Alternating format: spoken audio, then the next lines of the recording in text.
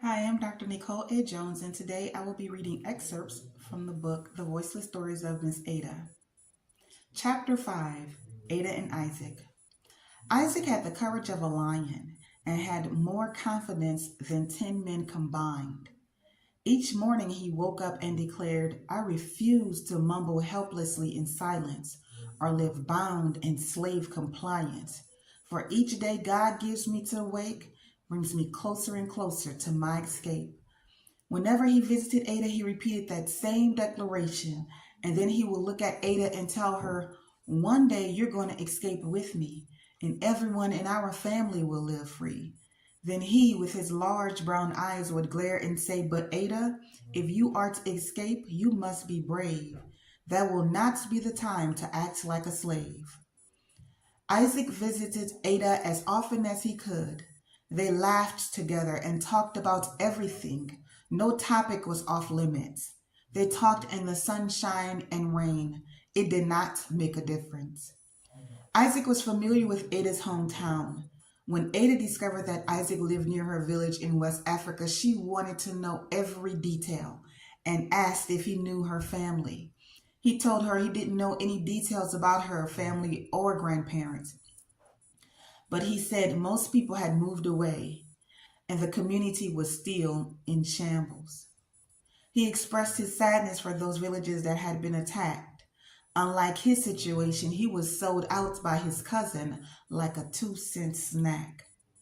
When Isaac would visit Ada's hut, he would teach her different skills. He taught her how to make pots and pans, forks and spoons out of metal. One day, Ada tried to catch a piece of metal before it fell to the ground, but in doing so, the metal deeply cut her wrist. Isaac, witnessing the incident, immediately took off his shirt and made a tourniquet. Ada gasped. She suddenly did not know how to act. Isaac's dark brown body looked as if God himself had sculpted it with a chisel.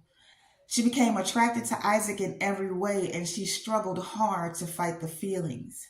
Then Isaac turned towards the door, and Ada saw 13 deeply penetrated welts slashed across Isaac's shirtless back. She wanted to focus on herself, but she was too distracted, and she asked, "What happened?" Isaac had been a slave several weeks, but he never adopted the slave mentality. Instead of a sob story, Isaac courageously said, "Every welt up and down my spine represents my personal and divine timeline." Isaac explained, "When I got here, Joe Kitchens beat me like he was silly. I guess he thought he could beat out my dignity.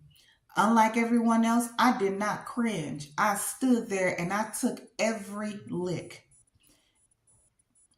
And I let him beat me lick for lick.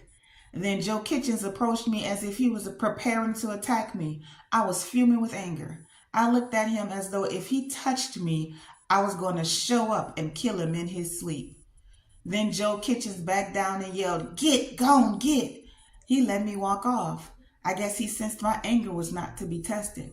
But when I got back to the quarters, I said to myself, God did not make me to be nobody's slave, and each welt reflected on my back was the number of weeks I would give myself to escape.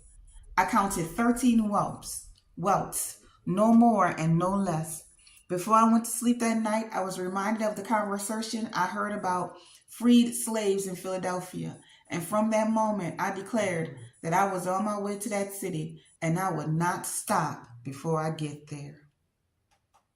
Again, this has been a reading from the Voiceless Stories of Miss Ada. I'm Nicole Jones. Thank you.